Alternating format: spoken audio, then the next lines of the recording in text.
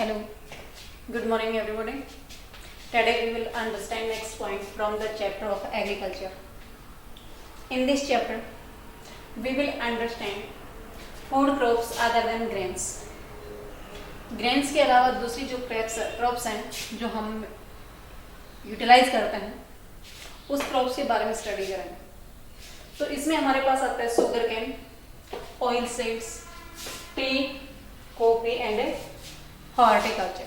Horticulture, it means productivity of vegetation and fruits are called a horticulture. तो सबसे पहले हमारे पास शुगर केन आता है बेटा. Sugar cane crops is grown in the tropical and subtropical area. Tropical and subtropical it means हमारे पास जो tropic of cancer है, इक्वेटर है, इक्वेटर और ट्रॉपिकल ऑफ कैंसर के बीच का जो एरिया है उस एरिया में हमारे पास शुगर कैन ग्रो करने का एटमॉस्फेयर होता है. इसके लिए रिक्वायरमेंट होती है 21 degree Celsius to 27 degree Celsius temperature. Okay, it has requirement of 75 centimetre to 100 centimetre rainfall. Okay, और इसमें शुगर केन का प्रोडक्ट करने में हमारे इंडिया सेकंड नंबर पे है.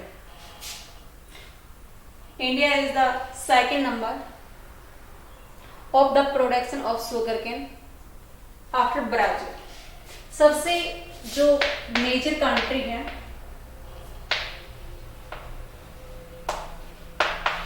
वो शुगर केन प्रोडक्ट करने वाली ब्राजील.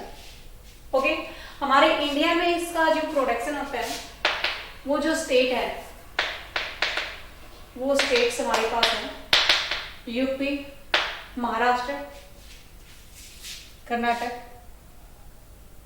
और हमारे नॉर्थ पार्ट में भी कुछ कुछ होता है बट इतना ज्यादा नहीं होता है. It's okay. नेक्स्ट स्टडी हमारे पास आता है बेटा ऑयल सीड्स. ऑयल सीड्स जिस सीड से हम ऑयल लेते हैं, लाइक आपके पास मस्टर्ड है वो भी ऑयल सीड है, ग्राउंडनट है, कोकोनट है, soybean, castor seeds, cotton seed और sunflower is the oil seeds. Second number पे हमारे पास चाइना के बाद ग्राउंडनट जो हमारे इंडिया की 50% रिक्वायरमेंट जो पूरी होती है वो ग्राउंडनट के सीड से होती है. India is the second largest country of the production of groundnut after China.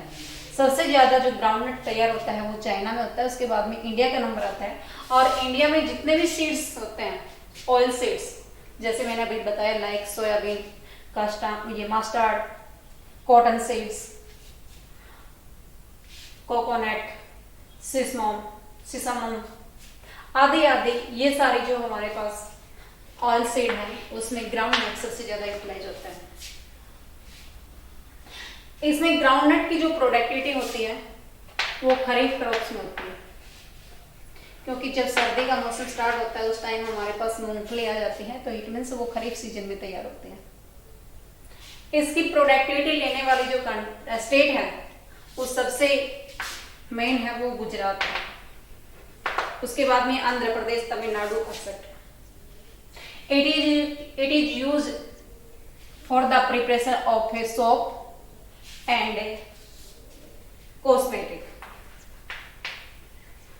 जो आपके पास क्रीम आदि बनती है उनमें ये सीड्स, ऑयल सीड्स का यूटिलाइजेशन होता है.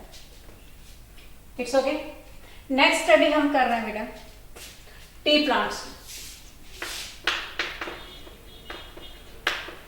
ये टी प्लांट्स वही है जो प्लांटेशन एग्रीकल्चर हमारी ब्रिटिश ईस्ट इंडिया कंपनी हमें फोर्स करती थी ग्रो करने के लिए, वो इसको प्लांटेशन एग्रीकल्चर भी बोल सकते हैं. It's okay. ये जो प्लांट होता है ये हिली एरिया में प्रोडक्ट होता है, क्योंकि it has humid and hot climate या वार्म क्लाइमेट। ऐसा एटमॉस्फेयर चाहिए जहां पे हुमस हो और मॉइस्चर उस एयर में हो। जैसे लाइक हमारे पास बारिश होती है, बारिश होने के बाद कई बार हम बोलते हैं आज हुमस हो रहा है, तो वो हमारे पास वार्म और ह्यूमिड क्लाइमेट होता है। उस ह्यूमिड और वार्म क्लाइमेट में हमारे पास टी प्लांट होता है। दूसरा, ये हिली एरिया में होता है क्योंकि इसके अंदर वाटर की रिक्वायरमेंट होती है, हर टाइम वाटर की रिक्वायरमेंट होती है, बट वो वाटर स्टोरेज नहीं होता है, वो हमेशा बहने वाला वाटर होता है जो उसके रूट से हमेशा चलता रहता है। यानी कि हिली एरिया से बारिश का पानी जो होता है वो चलता रहता है स्लोप एरिया में, इसलिए इसको हिली एरिया में ग्रो किया जाता है। इसको बेवरेज क्रॉप्स बोलते हैं क्योंकि ये ईटेबल्स नहीं है, ये पीने के काम आती है, तो इसको क्या बोलेंगे? Beverage crop. It's okay. ये ट्रॉपिकल और सब ट्रॉपिकल एरिया में इसका प्रोडक्शन होता है। लाइक मैंने अभी बताया कि ट्रॉपिक ऑफ कैंसर के आसपास का जो एरिया और उसके साथ साथ इक्वेटर के आसपास का एरिया है वो ट्रॉपिकल और सब ट्रॉपिकल एरिया है। ओके। इसमें लेबर कंजप्शन ज्यादा होता है, लेबर इंटेंसिव फार्मिंग होती है, यानी कि इसके अंदर जो इसकी लीव्स को लेकर के जब इसमें से, क्योंकि चाय जो टी का पौधा होता है उसकी पत्तियां होती हैं, तो उसको जब निकाला जाता है तो वहां से उसके अंदर लेबर ज्यादा कंज्यूम होती है, इसलिए लेबर इंटेंसिव इंडस्ट्रीज इसको नाम दे सकता है। हमारे पास इंडिया में Assam, hills of Darjeeling,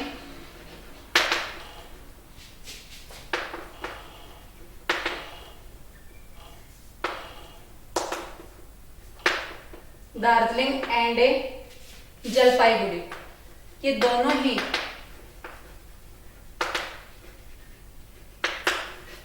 waste Bengal की डिस्ट्रिक्ट, यहाँ पे चाय का पौधा तैयार होता है। साथ में हमारे इंडिया में साउथ पार्ट में होता है, जैसे तमिलनाडु,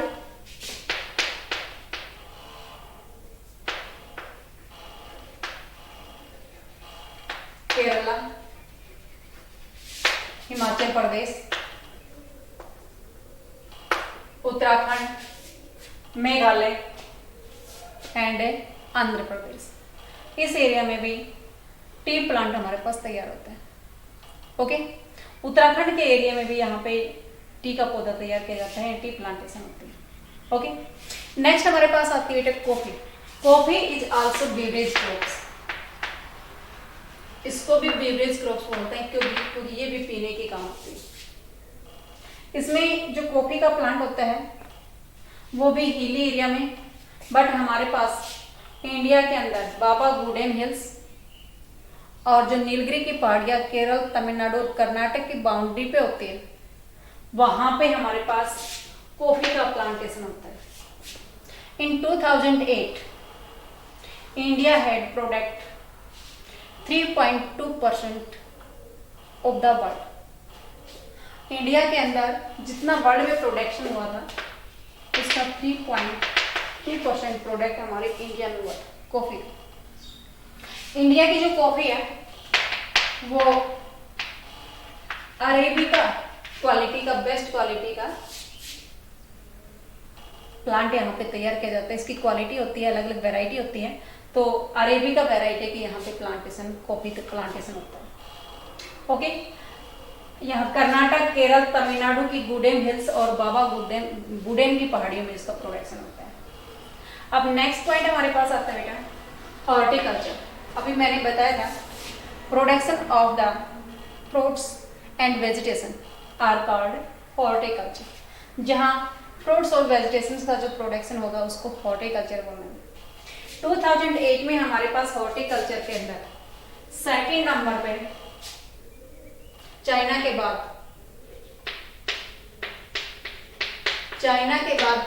सेकंड नंबर पे हमारा हॉर्टिकल्चर में प्रोडक्शन करने वाली कंट्री थी। इसके अंदर मैंगो जो सबसे ज्यादा हमारे इंडिया में होता है वो होते हैं आंध्र प्रदेश, यूपी, सबसे ज्यादा महाराष्ट्र में होता है।